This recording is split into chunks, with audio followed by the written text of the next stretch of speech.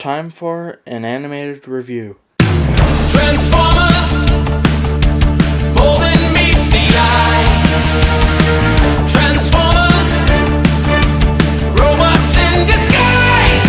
Autobots wage their battle to destroy the evil forces of the Decepticons.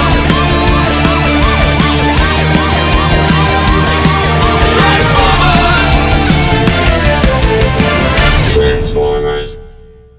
Hey everyone, Destron Decepticon 23 here today with an animated review. As you probably know, I live in Canada, so we got the first wave of deluxes of the animated figures, and I bought the first wave of deluxes from my local Zellers.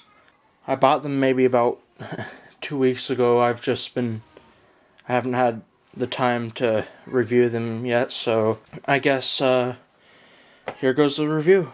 So as you can see, it is animated Bumblebee. His alt mode is that of, I know there's a name for it, but it kind of reminds me of some kind of smart car. I know it's not that, but I'm just calling it that. So he's a homage to his original G1 self Bumblebee and the movie Bumblebee, because G1 Bumblebee kind of had a similar alt mode, but movie Bumblebee obviously has the black racing stripes.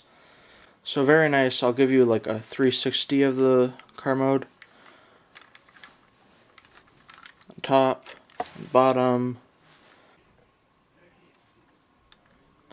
One thing I don't really like about the figure is that the headlights are painted on so lightly that you can hardly notice them unless you shine them in the light.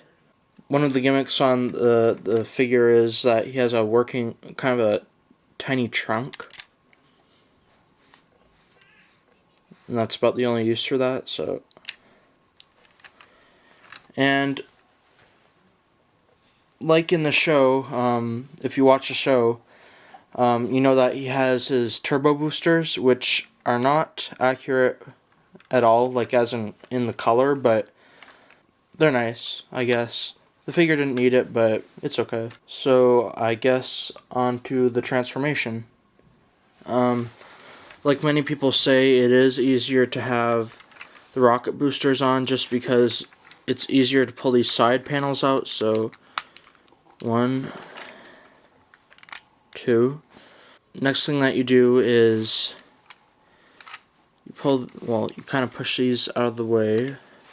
Then you pull this whole section up, twist it, push it further in until it kind of locks into the waist. Then you separate his feet.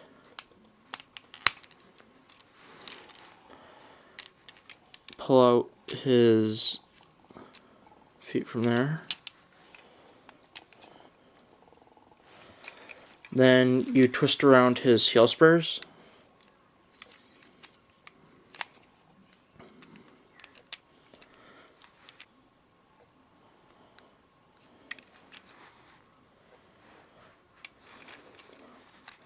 Oh, just to make one note, on this camera it looks that the colors of Bumblebee are closer to his movie counterpart, but it's more of a yellow towards like a yellowish green, though it is still yellow obviously, but on the camera it looks a bit more like the movie Bumblebee. You fold his jetpack in.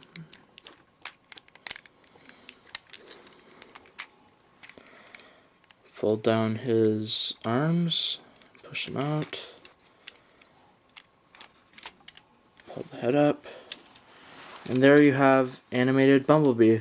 One of his secondary features is that his hands can lock into place to create his little zapper stingers. And now you can just fold those back to reveal his hands, which are hidden underneath here.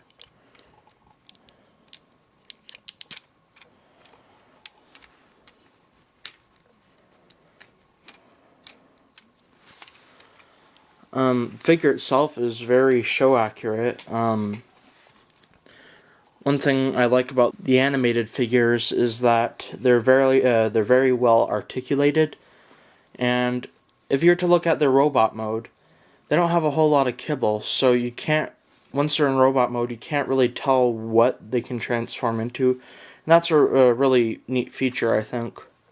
One of the funny things on Bumblebee is his neck.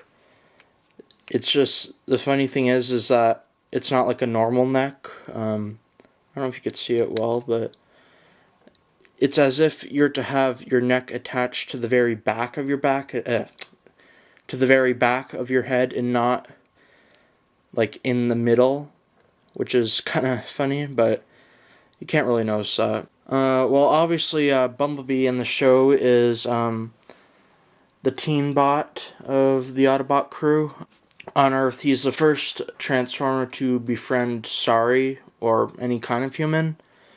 And him and Sari pretty much get along because psychologically they're pretty much the same age. Yeah, but he gets into like a lot of trouble.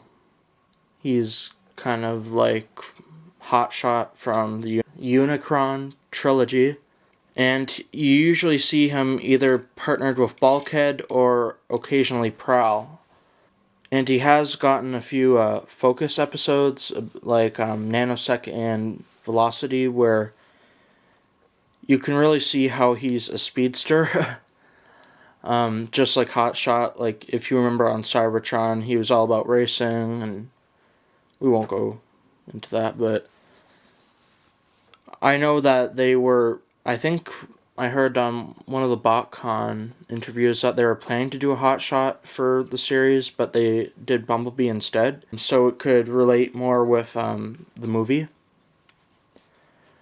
Oh, another thing that's pretty neat about the animated figures is that they kind of have the same posture they have in the show, which is the kind of like, I don't know if you can see it on here, but the kind of like the S thing going off the spine, and that's pretty. The whole animated line was thought out really well by the engineers. Like, for one, how their actual design looks, and then how they transform, just everything, and they're one of the most accurate lines I've seen, like compared to the show. There's a few things here or there that aren't accurate, but the 90% accuracy makes up for that. Like, one of the minor inaccuracies is that in the show, Bumblebee's hands are black with a bit of yellow around it, a bit like movie Bumblebee. It's alright. It would have been nice if this would have stood out more, the hands. So I guess I'll do a size comparison with animated Prime, well, Cybertronian Prime. Bumblebee is a bit shorter, but Bumblebee's proportions are kind of weird compared to the rest of the deluxes. He is pretty much, I guess, he's pretty much to scale with his appearance in the show. I guess this is my first animated review, and this is my first time ending an animated review, so I'll see you with my next review on Lockdown.